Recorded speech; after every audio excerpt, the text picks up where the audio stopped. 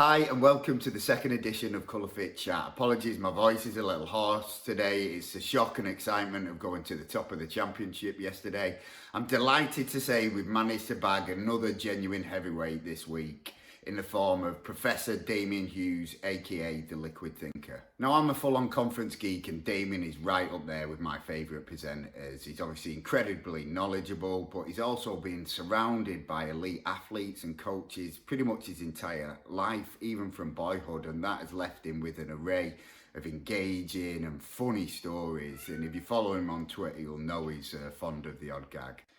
Reading through Damian's bio has left me with a severe inferiority complex. He's a professor of psychology at Man Met. He's written several best-selling books, including Liquid Thinker, 5 Steps and the recent Barcelona Way. And he's also part of the coaching team for Scottish Rugby Union and Canberra Raiders. Please, if you think you can add value to any of the topics covered tonight, please leave a comment and then it's going to make it an even better resource. And it's a reason we go to the trouble of sending out the questions on the Tuesday, the day before the chat goes out on the Wednesday. Also, we'll invite open questions at the end. So if you want to ask Damian anything, use the hashtag ColourFitChat or tag @LiquidThinker, and then Damian will see your questions and be able to respond in a timely manner. Okay, I hope you enjoy the episode. Hi, my name is Damian Hughs. I'm a professor of organisational psychology and change, as well as being the author of a number of books around those topics. I'm also lucky enough to have worked in elite sport for a number of years, predominantly helping coaches to create high-performing cultures. So the first question that people often ask is, are there any behaviours that are common to high-performing cultures? It's a great question, and I prefer to look at that from a different angle, that every culture tends to be unique. So the way I often work with teams is to get them to answer a simple question that I dub success leaves clues. What success leave clues means is you start by looking at a culture when things are going really well, and start with the premise of what are the behaviours that are consistently present when things tend to go well. Because one of my favourite definitions of a high performing team is that everyone has a good day and everyone has a bad day, but the best teams, the gap between the best and worst day is narrower than everybody else's. So by starting from the first question of what success looks like, you start to get a benchmark which everything else can be measured against. So I'll give you an example that I did a book last year called The Barcelona Way, which looked at how FC Barcelona had done this. And they answered the question and came up with 3 very distinct trademark behaviours that defined their culture. One was humility, which was the idea of coming in and being prepared to listen to other people in order to get better. 2 was hard work, so this was about how much you invested in your talent and came in and did extras. And then the 3rd one was putting the team above your own self-interest. So if there was ever a clash between what was right for you and what was right for the team, choose the team option. So a really nice way that they demonstrated it was that they used to have somebody that sat on the substitutes bench and just used to have a look at who were the players that weren't picked that were cheering on their teammates and who were the ones that were sulking. Because that was a behaviour that indicated that because they weren't on the team, they were putting their own self-interest above the team's.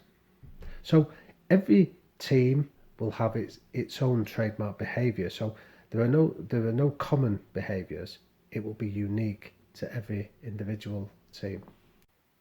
Question number 2 that I'm often asked is, how do you identify the type of culture that you have? And this is a really good question because there is no one type of culture. What we know is the research indicates there are often 5 types. You can have a star culture, which is about recruiting the most talented people you can afford. You can have an autocratic culture, which is about 1 or 2 people setting the tone. You can have a bureaucratic culture, which is around middle management tending to decide things via rules and regulations, policies and procedures. The 4th type is an engineering culture, which is about just relying on people with a high level of skills. But the most effective type of culture is what we refer to as a commitment culture. And a commitment culture has a really clear set of trademark behaviours that people regard as the most important aspects. So my challenge to you would be, what is the type of culture that you currently have? And more importantly, what's the type of culture that you want to develop? Another question I'm often asked is, what are the attributes of great coaches that allow them to create these high-performing cultures. I would say that there are a couple of them that really stand out for me, and the main one I would describe it as emotional intelligence. What do I mean by that? Well, I met a great boxing coach many years ago called Emmanuel Stewart. That when we spoke about boxers, he stopped me and said, "I don't work with boxers, I work with men that just happen to box." And that was a really neat illustration for me of how he understood that this was about human beings. We work with humans first and sports people secondly, which is a nice way of describing the emotional intelligence that he brought to his work. He was concentrated on making people feel special. He was interested in them. He invested in them as people. And once they had that commitment and that trust and engagement, then he could start to coach them to be better fighters. Another characteristic that I've seen from great coaches, though, is that they're also great storytellers. And the reason storytelling works is because it taps into a concept called the Kolmogorov complexity. Now, it's named after a Russian psychologist, but the Kolmogorov complexity says that if I tell you a story, you'll remember it far more effectively than if I just give you stats and facts and figures.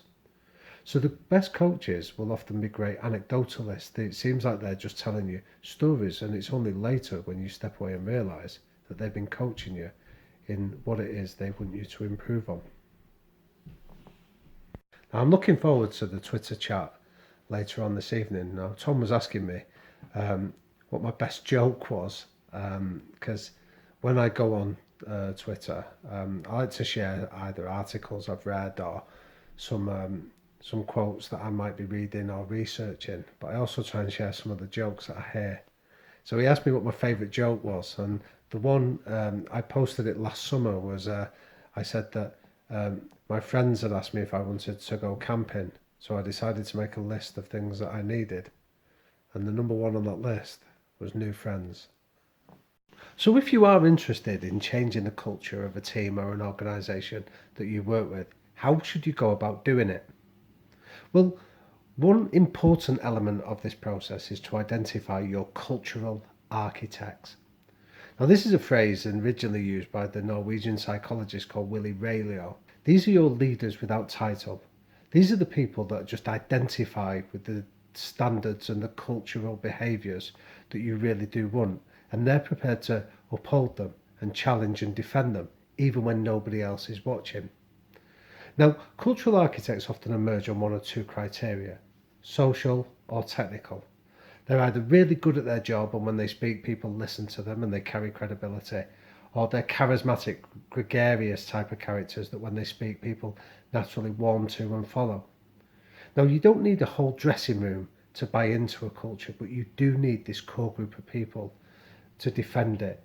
So there's a great example from the research at Barcelona that I did for the book The Barcelona Way, where when Pep Guardiola came in, he identified 5 guys, including the likes of Carles Puyol, who was his captain, and Xavi and Iniesta, people that had grown up in the ranks of Barcelona and identified with this idea of humility, hard work and team first. And he gave them permission to go and just uphold the standards. And there's a fabulous example of it when they're beating Real Numancia once, 7-0.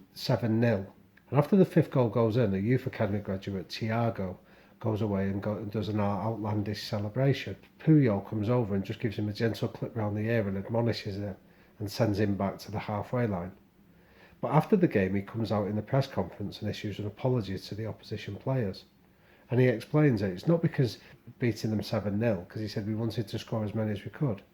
But he apologises for betraying the behaviour of humility. He said that's not what we stand for at this club.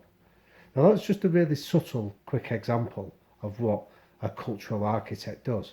But what you find is if you can get them on board, it accelerates the process of getting people to buy into the culture that you want so much quicker. So a massive thanks goes out to Damian for sharing his insights into culture and leadership with us. I'd highly recommend reading his several books where he expands upon these principles, and for culture, I'd also recommend reading a book called Legacy.